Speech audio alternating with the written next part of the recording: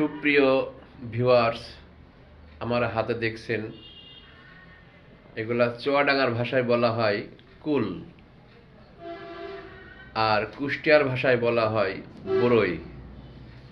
আরও অন্যান্য দেশে হয়তো অন্যান্য ভাষায় এর নাম অনেক থাকতে পারে, সেটা আমার জানা নেই। এই কুল যারা সনাতন ধর্মের মানুষ আছেন, অর্থাৎ হিন্দু ধর্মের মানুষ আছেন, তারা এই কুল সরস্বতী পূজার আগে খায় না। খায় না দুইটা কারণে। একটা হচ্ছে এই সরস্বতী পূজায় কুল নাগে, সেই কুল মা সরস্বতীর না দিয়ে তারা খায় না।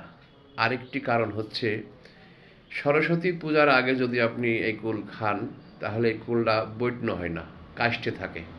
এটা খালে অনেক সময় কাশি হওয়ার সম্ভাবনা থাকে। এই কারণে, এই দুইটা কারণে অনেকেই আছে কুল খায় না। সবাইকে ধন্যবাদ।